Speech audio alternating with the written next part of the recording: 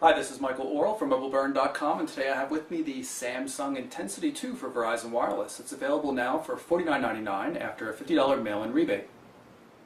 So here's the Intensity 2 box. You can see small packaging. Open it up.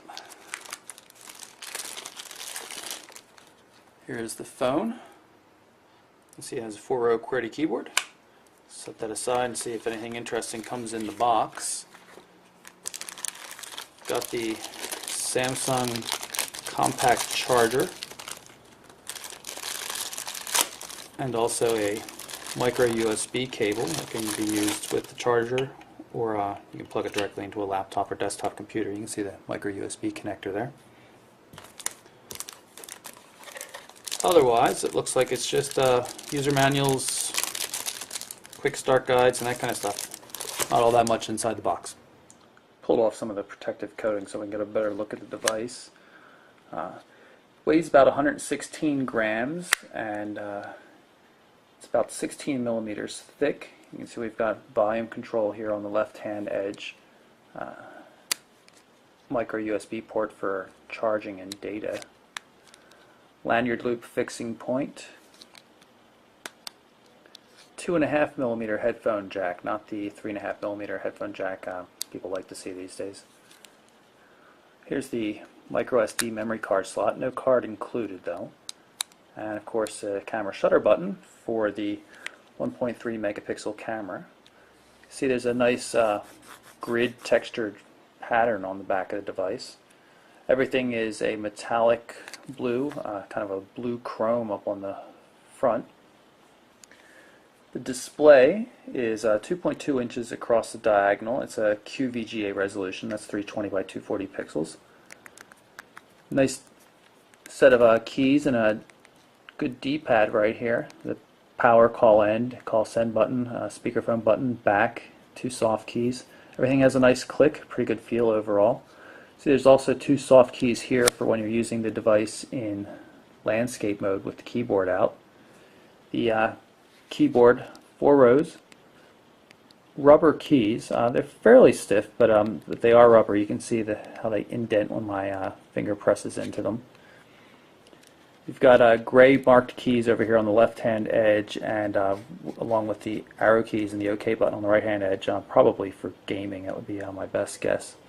Dedicated buttons for the numbers. Space bar is embedded between the V and the B key, which means you have to do a little bit of gymnastics.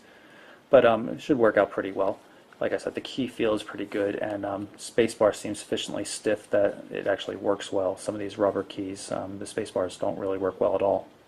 We'll slip the back cover off of the device so we can take a look at the battery. It says it's a 1000 milliamp hour battery. Samsung claims it's good for 5 hours of talk time or 12.5 days of standby time. Put it back on. I've powered up the phone so we can take a look at it, and the first thing I notice actually is that the display is fairly low quality. It doesn't have a particularly good viewing angle.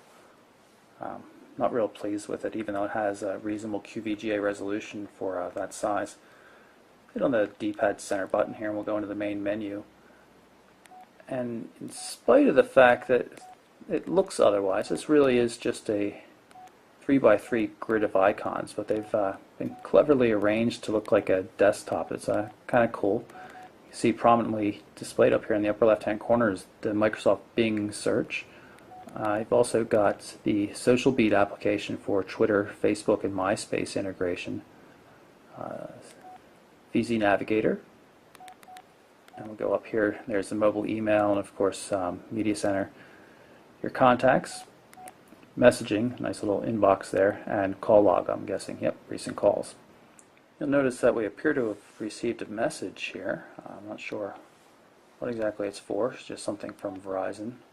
So it's a free message, but it gives us a chance to take a look at it. Hit reply here.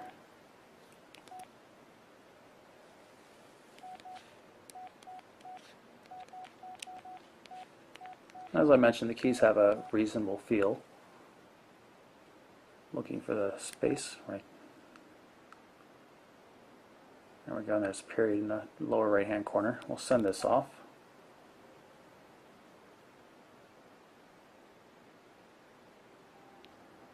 go back into messages and see if it's threaded. Yeah, you can see it's threaded. It doesn't look like it shows you the entire message. It only shows you the beginning of the message, so you have to select it and then click on it to see the entire thing. Let's just test out some of the D-pad shortcuts. You can see if we go down, we get the calendar. Right brings up the user-defined shortcuts list. Up goes to the Verizon mobile portal. You'll notice that with this 1xRTT data connection, it takes quite a while to pull up.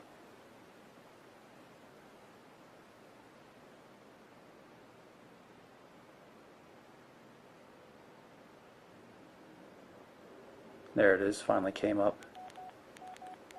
It's a NetFront web browser. And I'm going to spare us the time of going left, which takes you to the My Account information in the browser, which also takes a little while to come up. Just so you can see how it works, we'll place a test call.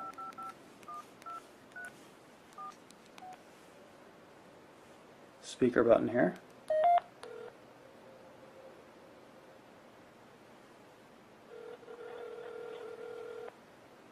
Not the best reception on this device either, at least based on the number of bars. You can hear it breaking up a bit. So that's a very brief look at the Samsung Intensity 2 for Verizon Wireless. It's on sale now for $49.99 after a $50 mail-in rebate. I'm Michael Orrell for MobileBurn.com.